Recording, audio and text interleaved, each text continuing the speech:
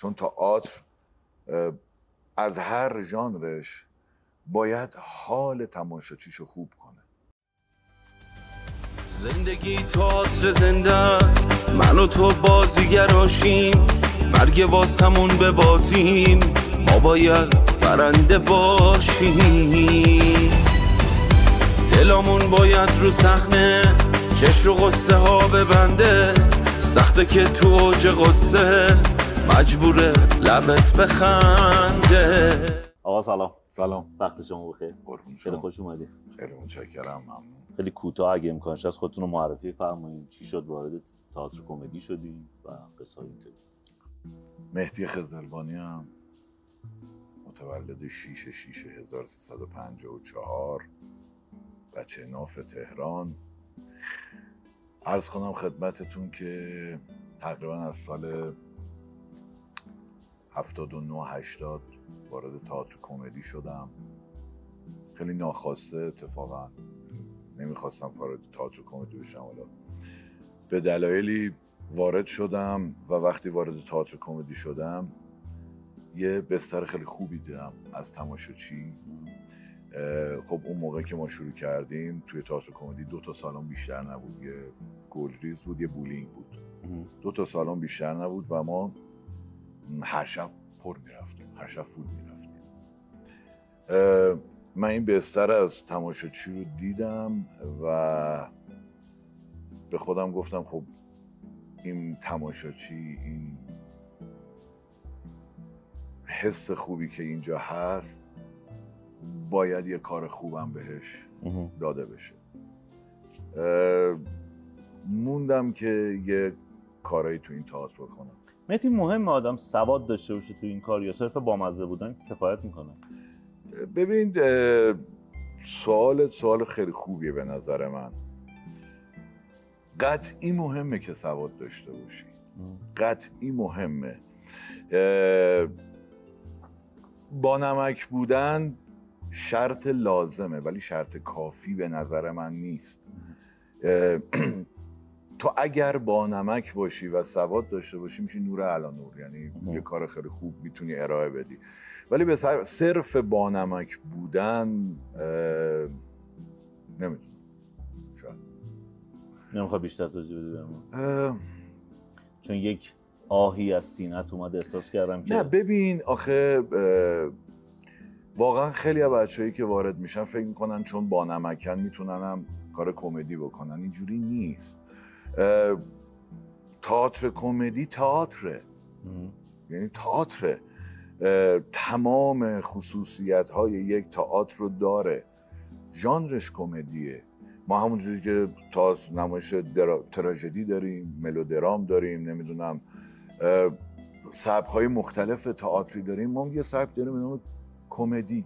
لول پایین و بالا نداره؟ نه نداره. یعنی شما نمیگی تئاتر کلاسیک لولش بالاتره یا این پایین‌تره یا بالعکس؟ نه نداریم هم چیزی رو. ببین، توضیح هم اگه بخوام بهت واضح تر باشه اینه که ببین تئاتره، چه تئاتر کمدی باشه چه تئاتر جدی باشه. وقتی شما تئاتر کمدی کار میکنین مضمونتون کمدیه. بله. خب ما یه موضوع داریم، از این ور بهش نگاه کنی میشه تراژدی، از این ور بهش نگاه کنی میشه کمدی. یه مثال میزنم. خساست به نظر شما صفت خوبیه؟ خیر. نه. میتونی از یه زاویه بهش نگاه کنی بشه تراژدی، از همون زاویه دیگه مولیر بهش نگاه میکنه میشه کمدی. شب نشینی در جهنم. شب نشینی در جهنم اصلا خود خصیص مولیر. به من بگو که چی شد که موندگار شدی؟ گفتم تقریبا ماندگاریم به خاطر این شد که خب چون من فارغ التحصیل رشته تئاتر بودم،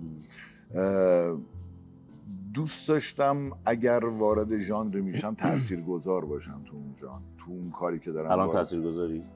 نمیدونم، باقی باید نه باید بگو. تو خلوت خودت زیر دوش چی میگی؟ آره فکر میکنم تاثیرگذار بودم. آره فکر میکنم تاثیرگذار بودم، چون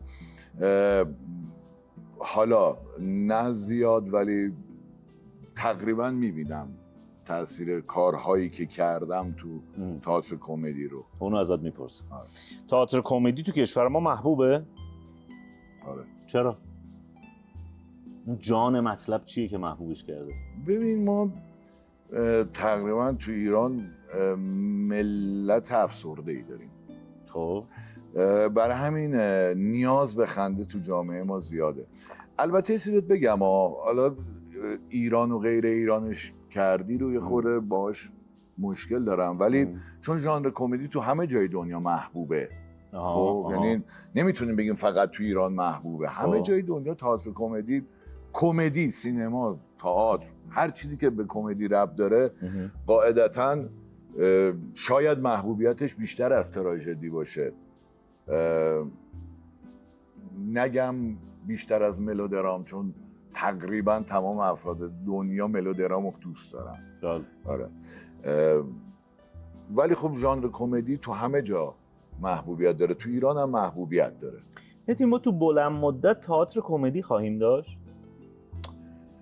تو بلند مدت چون الان من خیلی از تئاتریا میشنوم که سوشال مدیا نوک پیکانش یکیش به سمت تئاتر کمدیه. اینجوریه؟ ببین نوک پیکانش یعنی که اومده که اینو خراب کنه. نه ولی خب داره عملا این کارو میکنه. چون خیلی از کمدی الان تئاترای کمدی دارن شوخیای اینستاگرامی استفاده میکنن. منتها اون چیه خیلی آشکار نمیتونن عین اونی که اونجا نه ببین نگاه کن، بعد از اومدن سوشال مدیا تئاتر کمدی کارش سخت‌تر شده. چرا؟ چون اون چیزهایی که ما توی صحنه دست و پا بسته میخوایم بگیم تو سوشال مدیا خیلی بازتر و بی‌پرواتر داره گفته میشه. برای همین ما کارمون به عنوان کسی که کار کمدی داره میکنه خیلی سخت‌تر شده، چون همونا رو باید بگیم حالا با دست و پا بستگی و سانسور و چه و چه و چه. ولی به نظر من برگردم به سوالت، تئاتر کمدی به این شیوه نه زیاد نمیتونه دووم بیاره. راست میگی؟ یعنی تو 20 سال دیگه تئاتر کمدی نمیبینی واسه ما؟ یا حداقل میگی ضعیف شده خیلی؟ ببین شاید از بین نره ولی مجبور به تغییره، محکومه به تغییره. یعنی باید یه تغییراتی توی خودش بده، وگرنه به همین شیوه بخواد بره نه. به نظر من ما کمدیمون از اون زمانی که تو شروع کردی تا الان نزولی بوده سیرش یا صعودی بوده؟ سوال عجیبیه. این مدل نمیتونم بگم صعودی بوده یا نزولی بوده. خب بچه‌هایی اومدن تو این جان کار کردن، خیلیاشون خوب کار کردن، خیلیاشون خوب کار نکردن، ولی به نظر من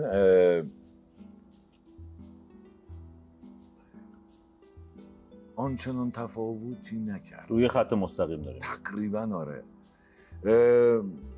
معضل تئاتر کمدی بزرگترین معضلش متنه. دقیقا سوال بعدین بود، مرسی که پیش دستی. آره بزرگترین معضل تئاتر کمدی متنه. متن آنچنان تغییری نکرده، برای همین دستاورد جدیدی به تئاتر کمدی اضافه. مهدی تو فکر می‌کنی شوخیایی که توی صحنه اتفاق میفته باید تو متن باشه یا باید بازیگر خلقش بکنه؟ جفتش.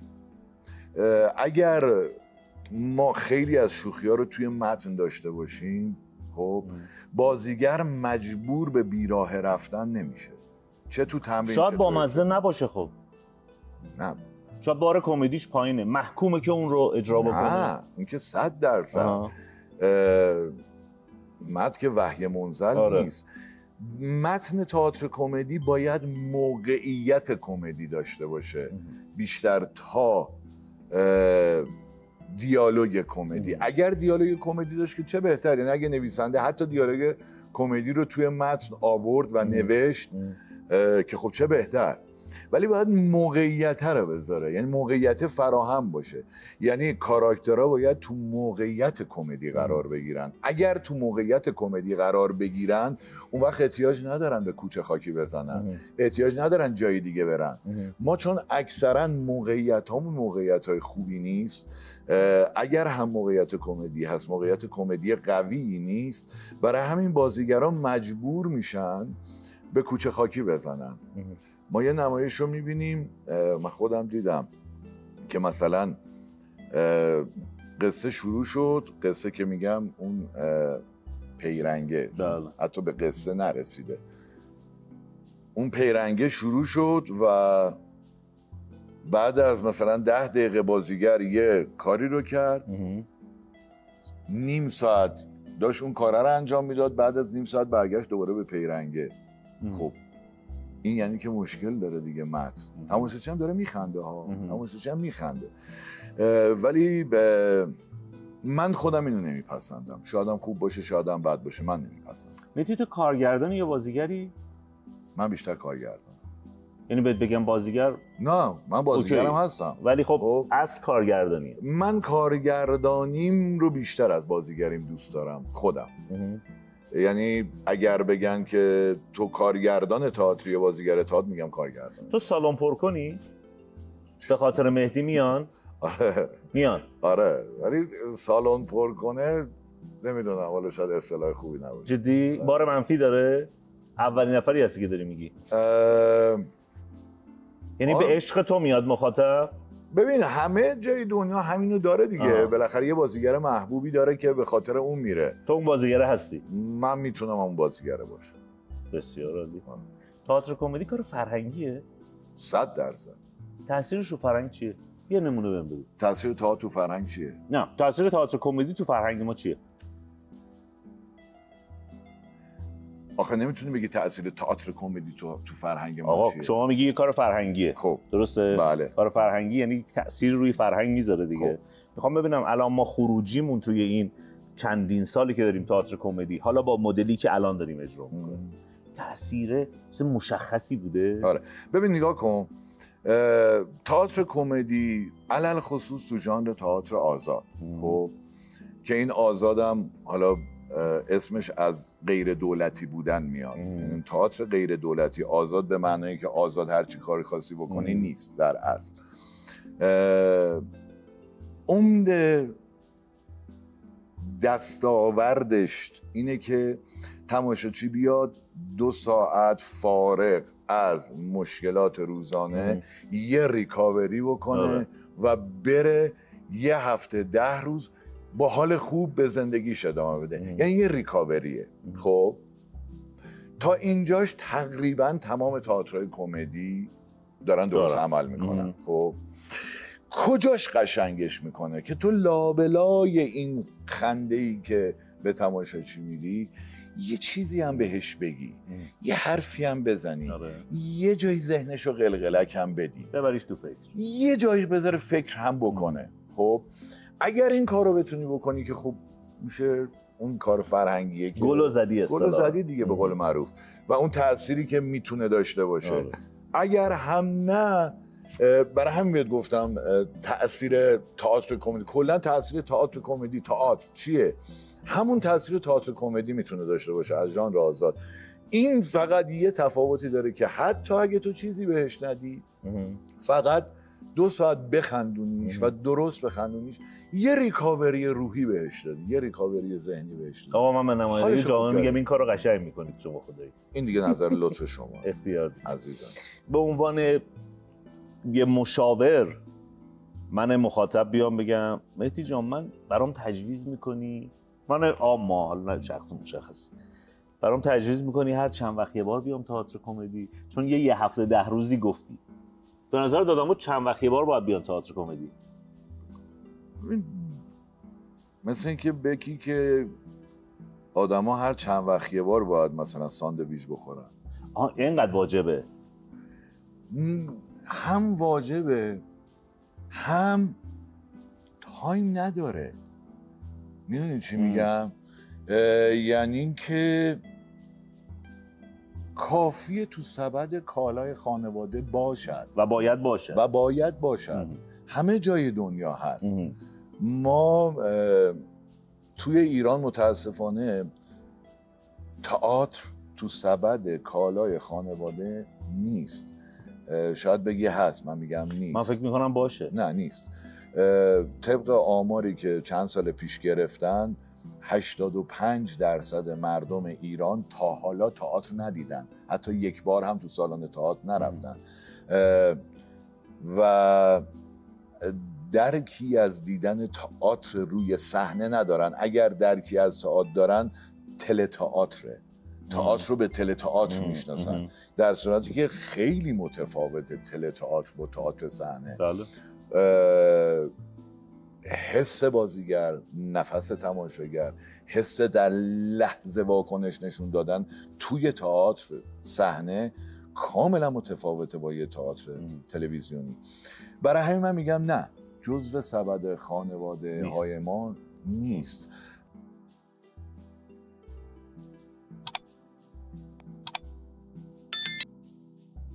یه تاریخچه بهمون میگه تئاتر کمدی؟ تئاتر کمدی که الان داره اجرا میشه بله. یا کلا تئاتر کمدی؟ کلا هم میتونی بگی اینی الان هست رو بگی. ببین تئاتر کمدی رو بیایم توی ایران اگر بخوایم بهش فکر کنیم، از نمایش‌های بقالبازی، تخت حوزی و از این ژانر تئاترها شروع شده توی ایران. میخوای نگم بگم مردم برن نمایش؟ یه تاریخچه بهمون میگه تئاتر کمدی؟ تئاتر کمدی که الان داره اجرا میشه بله. یا کلا تئاتر کمدی؟ کلا هم میتونی بگی اینی الان هست رو بگی. ببین تئاتر کمدی رو بیایم توی ایران اگر بخوایم بهش فکر کنیم، از نمایش‌های بقالبازی، تخت حوزی و از این ژانر تئاترها شروع شده توی ایران. میخوای نگم بگم مردم برن نمایش در ایران ما در خدمت شما نه بگید. آره ای خلاصه باشه عالیه. آره ببین از تئاتر تقریبا حالا میایم توی ژانر خودمون تقریبا از نمایش‌های تخت حوزی شروع شده و نمایش‌های تخت حوزی هم نمایش‌هایی بود که قبلا توی قهوه‌خونه‌ها اجرا میشد. بعد اشراف و ثروتمندان دوران اومدن اونا رو تو قهوه‌خونه‌ها دیدن و لذت بردن و این گروه‌ها رو دعوت کردن توی مجالسشون، عروسیاشون و روی حوض تخت زدن و اینا رو اون تخت نمایش اجرا میکردن. شد نمایش رو حوزی یا تخت حوزی. تا یه دورانی هم اینجوری اجرا میشد تا تقریبا دهه 20 به خاطر مسائل سیاسی که توی ایران به وجود اومد و تئاترها خالی از تئاتر شد، نمایش شد. بچه‌های تخت حوزی اومدن روی صحنه و از اون تاریخ تئاتر تخت حوزی یا رو حوزی یا سیاه بازی وارد قاب صحنه شد، وگرنه تئاتر رو حوزی تئاتر میدانیه، یعنی دور باید بشینن. از اون موقع وارد قاب ایران شد و به مرور اومد تا دهه 30 و 40 توی لاله‌زار و نویسنده‌های خارجی اومدن متن خارجی رو آداپته کردن. یعنی کارگردان اومدن متن خارجی رو آداپته کردن، ایرانیزش کردن و به همون شیوه تخت حوزی اجراش کردن و این ادامه پیدا کرد تا حال حاضر که من در خدمت شما هستم. عرض کنم که شما زاویه داری با اسم آزاد، تئاتر آزاد؟ نه. چه زاویه؟ من از هر کی میپرسم تئاتر آزاد، آزاد یعنی چی؟ تئاتر کمدی؟ آزاد نداریم. آها، با کلمه آزاد تئاتر. میگم این آزاد رو یه زمانی گذاشتن که میخواستن از تئاتر دولتی جداش کنن، وگرنه من زاویه ندارم. ولی من خودم هیچ وقت نمیگم تئاتر آزاد، ترجیحی نیست، میگم تئاتر کمدی. چون تئاتر فقط گفتم ژانرش فرق میکنه. تئاتر دیگه ژانرش کنه. الان تئاتر ما تئاتر کمدی موزیکاله. خب درسته؟ بله. اینکه موزیکالو بذاریم بعد اسم کمدی خوبه یا بده؟ یا اصلا ربطی نداره؟ آقا یه موسیقیه که داره در نه ببین تئاتر موزیکال تعریف خودش رو داره. این تعریف غلطیه که توی تئاتر ما جا افتاده. تئاتر کمدی موزیکال، نمایش کمدی که وسط چند تا آهنگ خونده میشه تئاتر کمدی موزیکال نیست. موزیکال یعنی شما باید بر مبنای متن شعر گفته شود و بر مبنای شعر موزیک مشتی عباد، بابا شمع، حسن کچل، یعنی بر مبنای اون موزیک ساخته شود و بر مبنای اون اجرا شود. این میشه تئاتر موزیکال. حالا تو ژانر کمدی میاد کمدی موزیکال. این اصطلاحی که میگن تئاتر کمدی موزیکال به خاطر آهنگایی که وسطش خونده میشه مصطلح غلطه. این مصطلح غلطه، اشتباه نیست، مصطلح غلطه. چقدر تاثیرگذاره اون موسیقی توی اجرا؟ فانه کاره. یعنی چند درصد آدما فکر میکنی چون موزیک هست میان، اگه نبود نمی اومدن؟ ببین این موزیک از قدیم بود، یعنی از خود نمایش تخت حوضی با موزیکای تخت حوضی بوده توی چیز. بعدها که ما وارد حالا یه خورده جدید شدیم، روزگار جدید شدیم، توی برهه‌ای توی دهه 60 دهه 70 علل خصوص تو دهه 60 خیلی کمتر از تقریبا اواسط دهه 70 به خاطر بسته بودن جامعه که موزیک ممنوع بود، کنسرت اجرا نمیشد، یه مدل موزیک و آهنگ ها وارد تئاتر کمدی شد، خب که مورد استقبال تماشاچی قرار گرفت. این موزیکا من خودم یادم دیگه، مثلا اون اوایل که کار میکردیم اگر به محض این که اوورتور یه ملودی یه خواننده لس آنجلسی پخش میشد یهو سالن میرفت رو هوا، جیغ میکشید سالن. خب اما الان اینجوری دیگه نیست. موزیک داره کمک میکنه ولی اون وجده رو نمیاره. چرا اینجوری شده؟ خب به خاطر اینکه دیگه انقدر کنسرت هست دیگه، آزاده دیگه. یعنی اون موقع به خاطر اینکه کنسرت نبود، اگرم بود خیلی محدود بود و یه سبک خاصی از موزیک کنسرت میذاشت، مثلا بیشتر هم سنتی بود. خب ما کنسرت پاپ نداشتیم، جذابیت مضاعفه. خب مثل نمک فلفل کاره. پس اصل کار نیست. نه. چند درصده به نظر شما؟ ببین درصد بهت نمیگم. خب چون بالا پایین داره. یه موقع هست شما موزیک رو به جا درست سر جاش استفاده میکنی و خیلی هم خوبه. خب یه وقت میای همینجوری موزیک چیزی نداری بگی این موزیک میزنی. خب نه اونو من اصلا نمیپسندم. خب ولی این موقع من موزیک استفاده میکنم به جاش درست، سر جاش، همه چیزش درست، حتی آهنگی که استفاده میکنم ربط داره به صحنه، به دیالوگ قبلی، به دیالوگ بعدی، به حس و حالی که قرار منتقل کنم به تماشاچی. خب این خوبه، چرا بده؟ ببین من خودم شیوه کاریم اینه، یه سری آهنگ مد نظرم هست، میگم چون من اگر آهنگی انتخاب میکنم به فراخور صحنم انتخاب میکنم، به صرف شاد بودن یا غمگین بودنش انتخاب نمیکنم. حتی به شعرش فکر میکنم که ببینم این شعری که الان داره این میخونه به این صحنم میخوره یا نمیخوره، این شعره به این صحنم کمک میکنه یا نمیکنه. یه موقع از من یه سری پیشنهادا میدم، بعد بچهای موسیقی میگن ببین این پیشنهاد تو، اینم پیشنهاد من، با هم به توافقی میرسیم. بعد من میگم نه تو پیشنهاد اون قشنگ‌تره. حالا شاید مثلا اون شعری که من میخوام نیست ولی ملودیه خیلی شیرین تره، ملودیه دلنشین تره، میگم اینو مثلا بزن. تئاتر ما به کسی بدهکاره؟ چی؟ تئاتر کمدی ما خب به کسی بدهکاره؟ مدیون کسیه؟ مدیون کسیه؟ مدیون خیلی هست. چرا مدیون نیست؟ اسم بگید. خیلی ها، هر کسی که تو تئاتر کمدی کار کرده، حتی خود شما، حتی خود من، خیلی از کسایی که پیشکسوت‌هایی بودن، اصلا تمام پیشکسوت‌هاش مدیونه. مگه میشه مثلا تئاتر کمدی به مرحوم نعمت گرجی، به علی تقوایی، به افشین یکه، به سعدی افشار، به مهدی مصری، حالا مهدی مصری که میگم میره تو ژانر تئاتر سیاه بازی، مگه میشه به ذبیح‌الله ماهری، مگه میشه به اینا مدیون نباشه؟ اونا بودن که رسیده به این ور.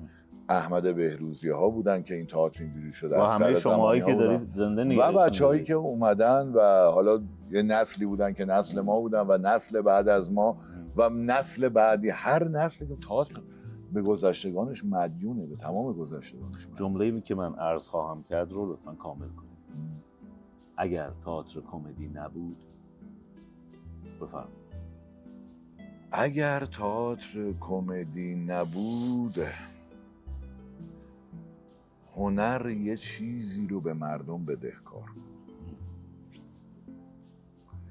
یعنی هنر یه حال خوب دیگه‌ای به مردم بدهکار بود. چون تئاتر از هر ژانرش باید حال تماشاچیشو خوب کنه. تئاتر کمدی یه جور دیگه حال تماشاچی رو خوب میکنه. اگر نبود یه چیزی هنر به تئاتر به مردم بدهکار. مهدی جان شما چیکار کردی واسه تئاتر کمدی؟ دستاورد چیه؟ ببین من تمام تلاشمو که کردم برای تئاتر کمدی، سعی کردم متن رو خیلی پررنگ کنم توی تئاتر کمدی. اون بخشی که حس می‌کردم ضعف داره توی تئاتر کمدی،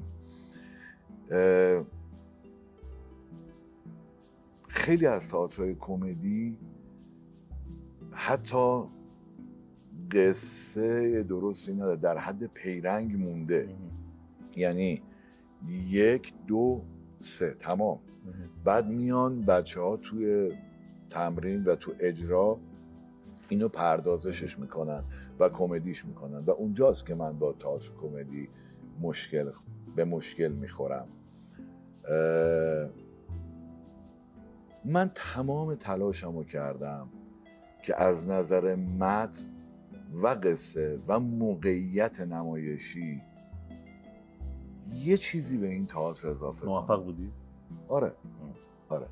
من چند تا کلمه و اسم خدمت شما میگم. شما حستون رو در قالب یک جمله کوتاه به من بگید. صحنه، عشق، تمرین،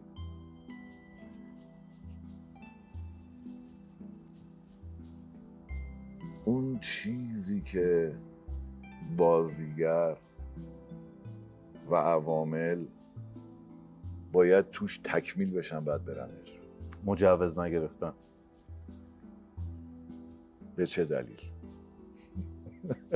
سوالی بود. دیر رسیدن به اجرا. بی‌تعهدی، یعنی هنرمند نبودن. تعهد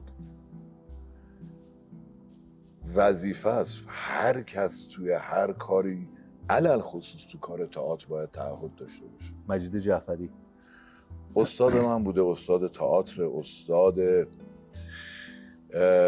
تئاتر کمدی بوده و یکی از کسایی که تئاتر کمدی واقعا بهش مدیونه. اگر نبود شاید ما الان اینجا نبودیم. اصغر سمسارزاده، شیرین، دوست داشتنی، خونگرم،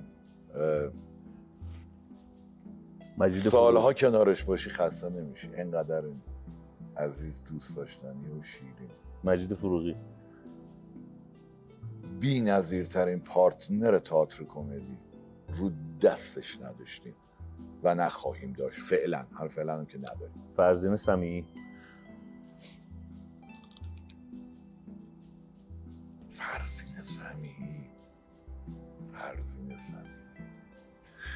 یکی از کسایی که تئاتر کمدی باز بهش مدیونه. بفهم. نه بگید. سعدی افشار. سعدی افشار آخرین نسل سیاه بازی کلاسیک ما. منوچهر نوذری،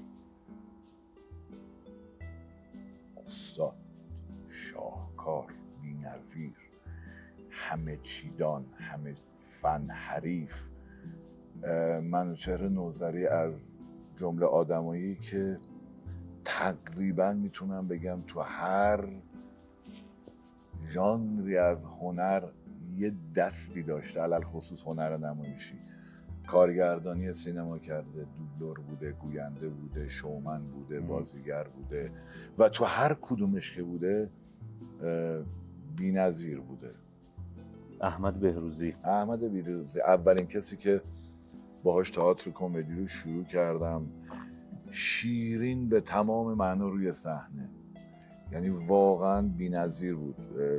حضورش روی صحنه کمدی بود، لازم نبود دیالوگ بگه، همین که میامد با خودش اون انرژی خوبه رو میاد.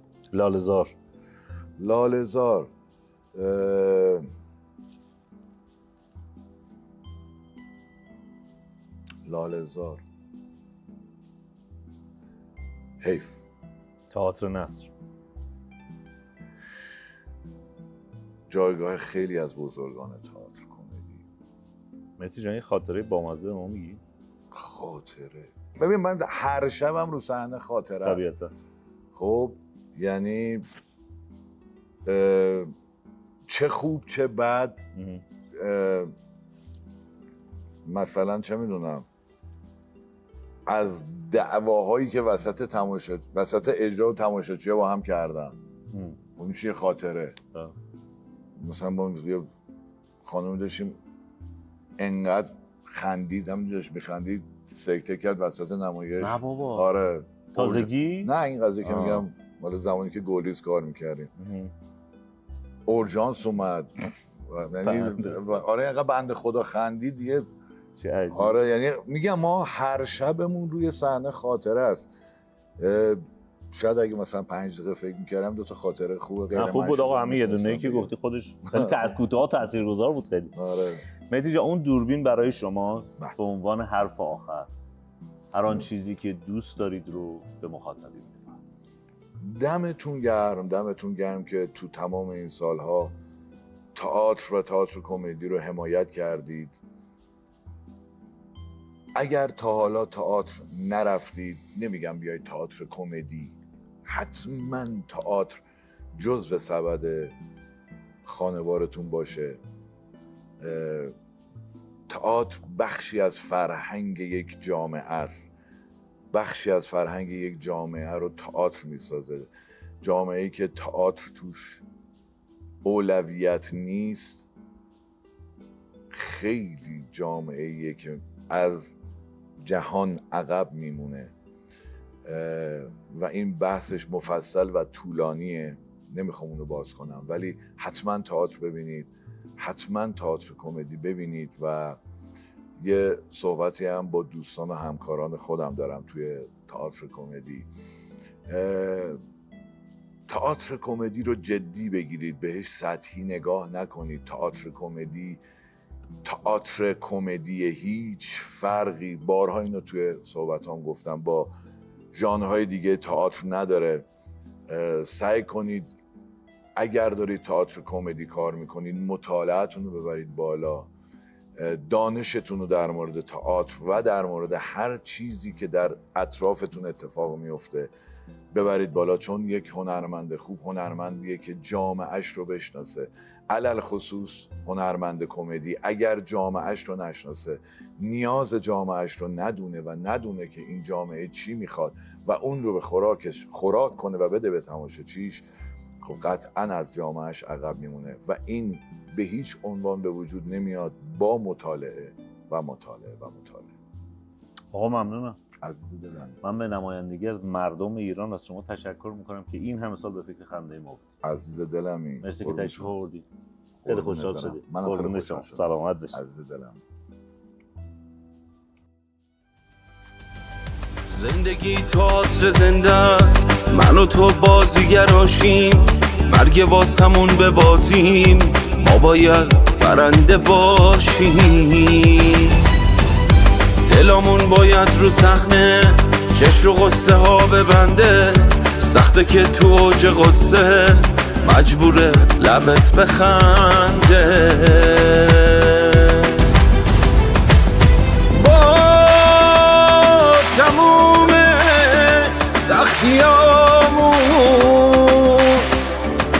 قصه ساختیم رو لباتون. زندگی همینه دیگه، گاهی سخته گاهی آسون، گاهی درده بازیگر رو نمیشه حسشو فهمید.